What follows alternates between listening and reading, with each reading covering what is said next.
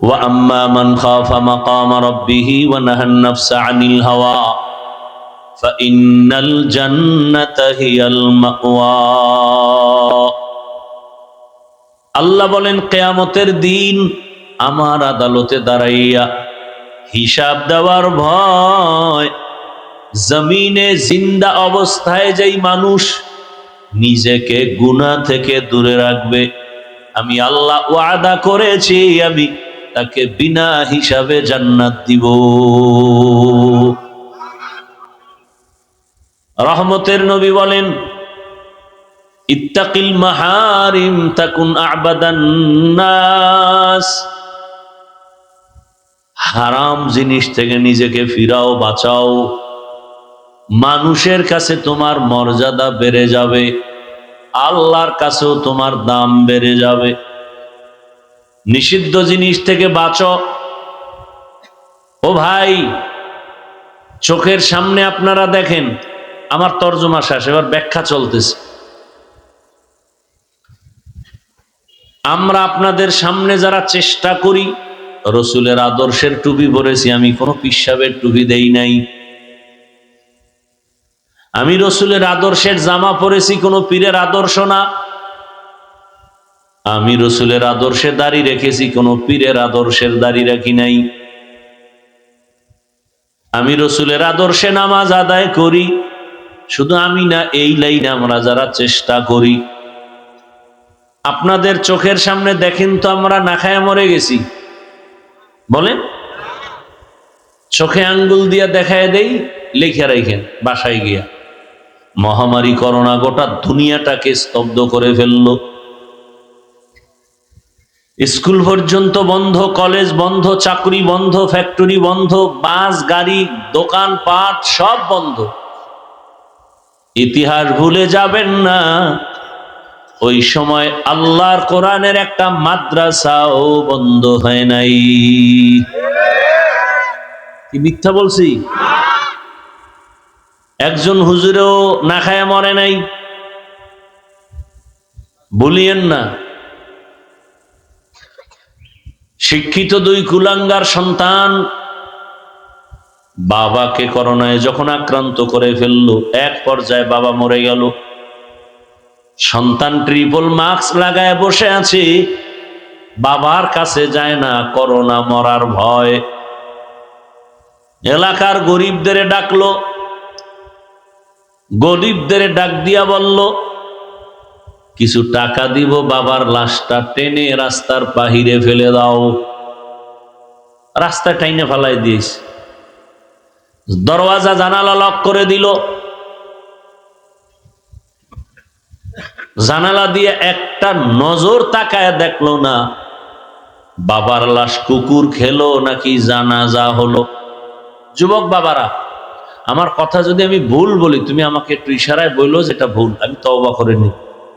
আর যদি দেখো না সত্যি, তাহলে অন্তরকে বুঝাও যে তুমি সোজা হবা কেমনে, তওবা করবা কিভাবে, সেই চিন্তা করো। জানালা দিয়া তাকাইল না, বাবার লাশের খবর কি? ইতিহাস।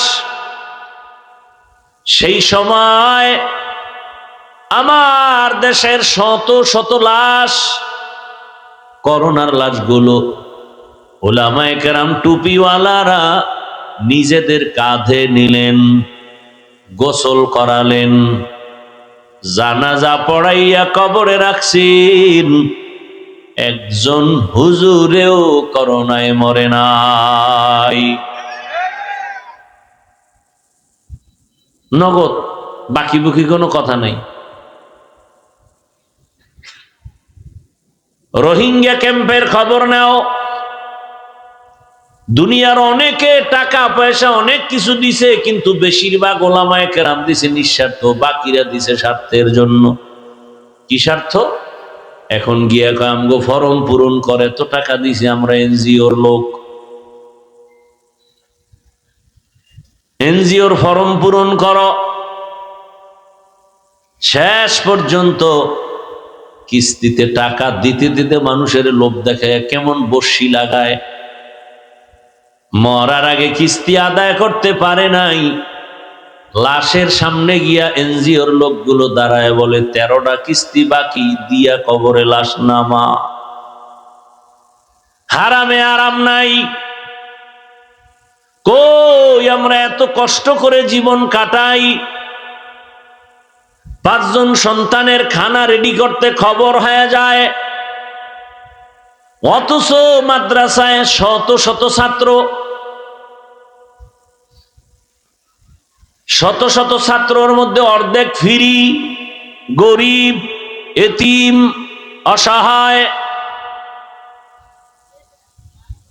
অথচ 3 বেলা খানা চলে, রুটিন করা খানা চলে। মানুষের কাছে ভিক্ষাও করি না, আপনাদের কাছেও ছোট হই না, বিরক্ত করি না। আল্লাহ হেফাজতের জিম্মাদারি নিছেন। দয়াময় আল্লাহ তার বান্দাদের অন্তরে মোহাব্বত বাড়াইয়া তাদের রিজিকের ব্যবস্থা করতেছেন। ছাত্রদের আগামীকাল দুপুরের খানা নাই, রাত হয়ে গেছে। হুজুরেরা পরামর্শ করলো কি করা যায়। আল্লাহর কাছে সেজদা দিয়া কান্না শুরু করো, মোনাজাত দাও। ভোর রাতে কান্না, হে মালিক, নিজের বাড়ি ঘর পরিবার ছাড়িয়া তোমার বান্দাদের সন্তানদের মানুষ বানাবার জন্য মেহনত করি, বেতন মাত্র 5-6 হাজার টাকা, তাও মাসে মাসে পাই না। আগামীকাল খানার কিছু নাই, বোর্ডিং খালি। ও আল্লাহ, আমি শিক্ষক না খাইয়া কাটাইতে পারি, কিন্তু এই ছোট বাচ্চাগুলো যারা ভোর রাত্রে ওইটা কোরআন তেলাওয়াত করবে, ওদের যদি খানা দিতে না পারি, কলিজায় মানাইতে পারবো না। মোনাজাত দিয়া কান্নার পর সকালবেলা এক ভদ্রলোক মাদ্রাসায় হাজির। হুজুর, ছাত্র কত? 400। বলে একবেলা খানা কত টাকা লাগবে? বলে আপনি যদি ভরপুর খানা দেন 50 থেকে 70 হাজার। বলে আপনি দুপুরের খানার আয়োজন করেন, সব টাকা আমি দিব, আমার আব্বার জন্য দোয়া করবেন, আমার মা অসুস্থ দোয়া করবেন, আমার ব্যবসায় ঝামেলা দোয়া করবেন। হুজুরেরা তারে জোর কইরা নিয়ে আসছে। কে পাঠাইছেন? গরতাওয়াক্কুল মিকুনিহার সবহ শরম মিরাসানাত রিজকে তু আজলা মাকাম জুজবা হাকচি জে মাখাজ ইনসুজা ফজলে উআ মস্তে দর জুমলা জাহা। আপনাদের চোখের সামনে নবীজির আদর্শ মানিয়া জেনারেল লাইনে আপনাদের মতো কত বান্দা, হুজুর না, স্কুলে পড়ে, কলেজে পড়ে, চাকরি করে, ব্যবসা করে, 5 ওয়াক্ত নামাজও পড়ে, দাড়িওয়ালা। আপনারাই জবাব দেন, আছে না নাই? অশান্তিতে আছে। নবীর আদর্শের কারণে তাদের এখনো সম্মান। উলামায়ে কেরামের মোহাব্বত অন্তরে জমা করে, চাইলে অনেক হারাম খাইতে পারে, কিন্তু খায় না। কার ভয়? এই ভয়টা যতদিন অন্তরে আসবে না, ততদিন পর্যন্ত ওই বান্দার দুনিয়ায় কোনো শান্তি আসবে না, গুনাহ থেকেও বাঁচতে পারবে না। ও ভাই, আপনি অন্যায় করেন, শিশু বাচ্চার কোনো দোষ আছে? তাও জ্বরে আর হাত পাও বাঁকা হইল কেন? এই সন্তানের মা বাপ, শিশু বাচ্চার তো কোনো গুনাহ নাই, ওর কিডনির সমস্যা কেন? ওই বাচ্চার কেন ক্যান্সার হয়? ওই বাচ্চা কেন পড়ে গিয়া হাত ভাঙ্গে, পাও ভাঙ্গে? একমাত্র কারণ, আপনি মা বাবার গুনাহের কারণেই শাস্তি পায় সন্তান। আপনার গুনার কারণে। ভাইরা আমার, পয়গম্বর সুলাইমান গোটা দুনিয়া পরিচালনা করেছেন। এ ঘটনা কোরআনে আছে না নাই?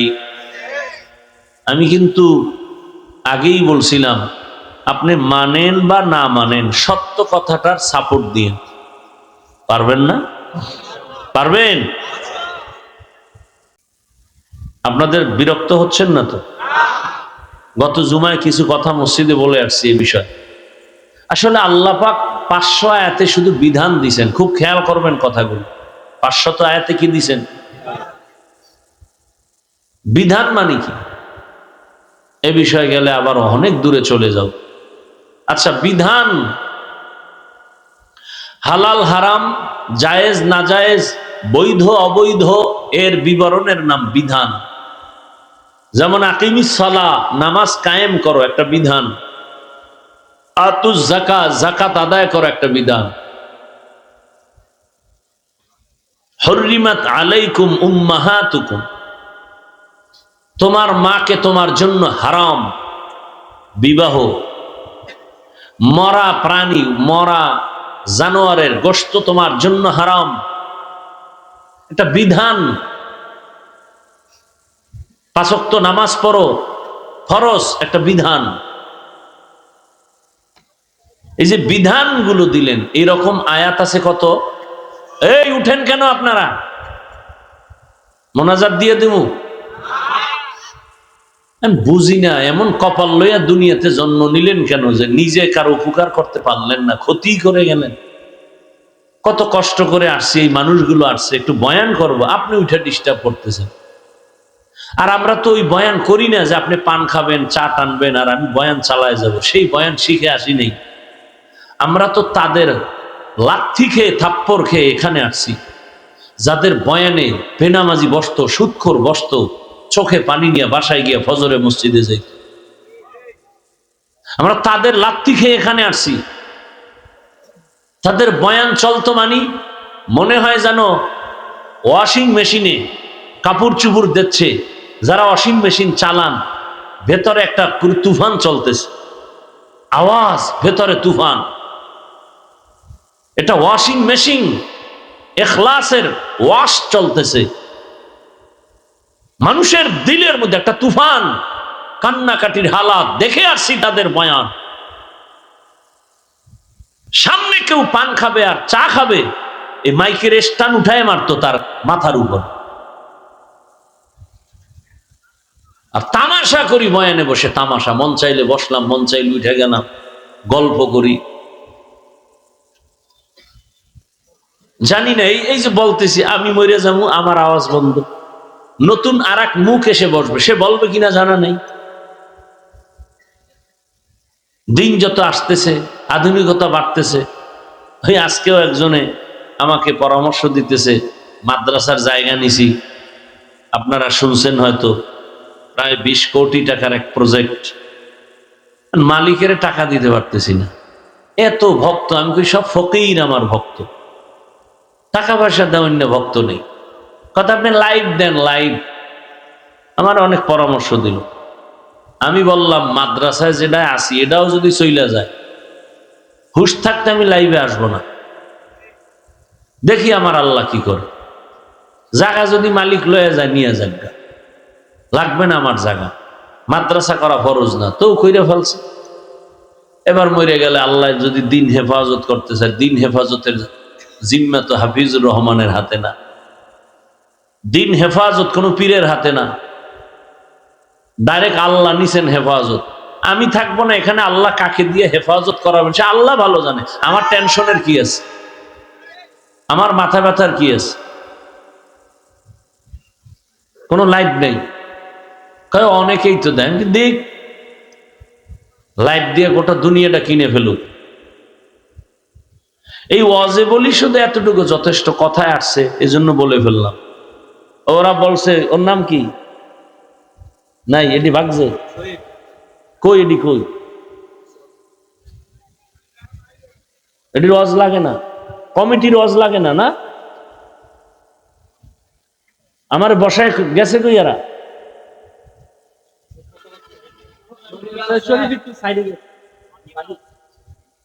কমিটির লোকগুলোর বয়ান শোনার দরকার নেই। বউ কথা কয় না, হাত দিলে এরপরে মাথা গরম হয়েছে। কয় বছর করা ওই ওয়াজ? আমরা যুবক আজকে 6 বছর। 6 বছর। দাড়ি কই, নামাজ কই, টুপি কই, কি ওয়াজ করাও? আল্লাহ সবাইকে হেদায়াত দান করুন। তো শরীফ আমার প্রিয় মানুষ মাদ্রাসায় যায় প্রতি মাসের দ্বিতীয় শুক্রবার, মাদ্রাসা ইসলাহি ইজতেমা হয়। সারা রাত আমি ওখানে বসে থাকি, সারা রাত। ওই দিন আর বাহিরে কোনো ওয়াজ নেই না। এত ডিস্টার্ব যে কেন করো? এই আবেগগুলো কই থাকে?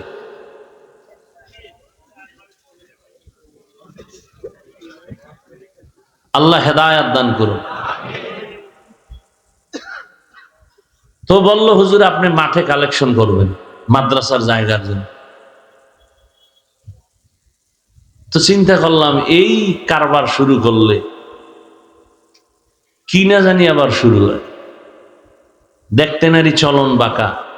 বাংলাদেশে একজন ব্যক্তি আমি, যার সর্বাঙ্গে ঘা, চতুর্মুখী তুফান চলে এই ব্যক্তিটাকে নিয়ে।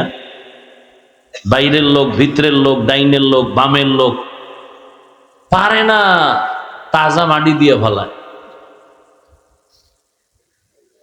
আল্লাহ হেদায়াত দান করুন।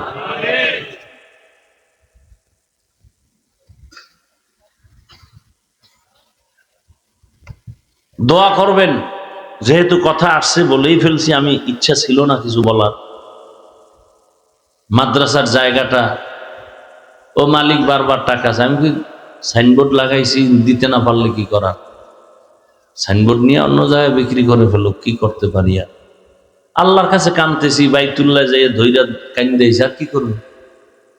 ওরে বললাম আজকে মাগরিবের পর, যে কইছে আপনি লাইভে আসেন। আমি আচ্ছা বলতো পটিয়া মাদ্রাসা কোন লাইভে এত বড় হয়েছে বল? হাটহাজারী মাদ্রাসার জন্য লাইভ দিছিল কারা বল? নানুপুর পিসাবের মাদ্রাসার লাইভ দিছে কে বল?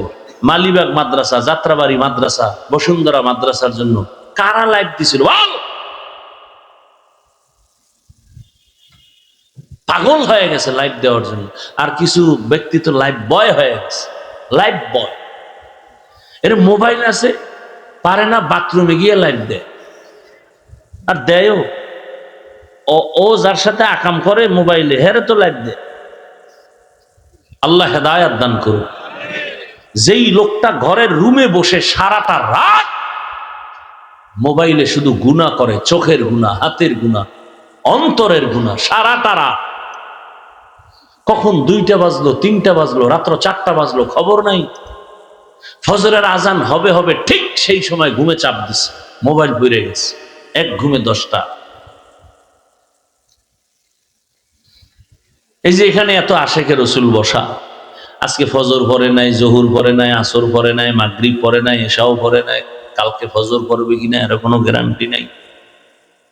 চায়ের দোকানে বয়ে বলবে সব হুজুরেরা খারাপ, সে একাই মাত্র ভালো, সব হুজুর খারাপ। হুজুরেরা কেন রাস্তায় নামবে? হুজুরেরা কেন রাজনীতি করবে? দোষের আর শেষ নাই। ওই এক বেডা বেডি, স্বামী মোটামুটি বুজুর্গ, কিন্তু কপাল খারাপ, বউটা ওই রকম বুজুর্গ পরে। এরকম হয় না? স্বামী ভালো, স্ত্রী একটু অন্য লাইনে, স্ত্রী ভালো, স্বামী আবার অন্য লাইনের। স্ত্রী রোজা রাখছে, স্বামী রাখে না, কয় ভাত দে। রোজা রাইখা স্ত্রী ভাত পাকায় খাওয়াইতে হয় স্বামীকে, এরকম পরিবার আছে। তো ওই আল্লাহর বান্দা মোটামুটি নামাজ কালাম, বুজুর্গ, ভাগরিওয়ালা, স্ত্রী একটু আঁকা বাঁকা, আছে না নাই? দেখতেই পারে না। তো একদিন দেখে ওই মহিলা ঘরের সামনের জায়গাটাকে আমগো বরিশাল ভাষায় বলে উঠান, খালি জায়গা ঘরের সামনে। তো এই উঠানে শূন্যের উপরে এক পাগড়িওয়ালা ঘুরে বাতাসে, এরকম চরখার মতো। দেখে টেখা এইবার কিছুক্ষণ পর নাই, রাতের বেলা এবাদাত খানা মসজিদ থেকে বুজুর্গ বাসায় আসছে। তুমি কিসের বুজুর্গ? আজকে এক নতুন বুজুর্গ দেখলাম, বাতাসে উড়ে, তুমি কিরম পারছো নি? তো বুজুর্গ কয় তুমি ভালো করে দেখছো? হ্যাঁ দেখছি।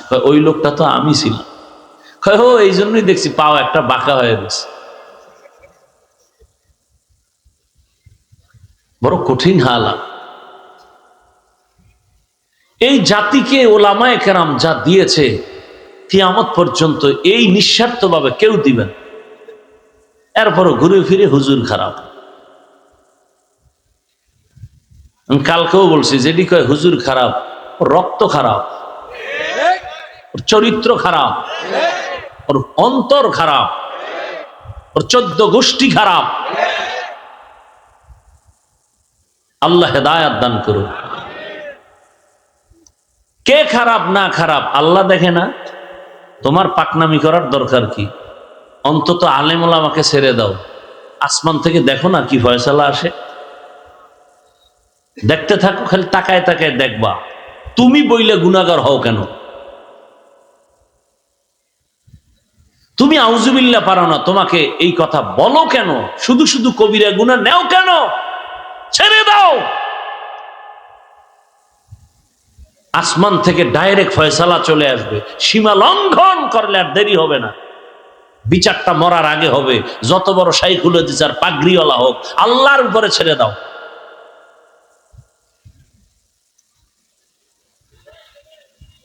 আল্লাহ আমাদের হেদায়াত দান করুন।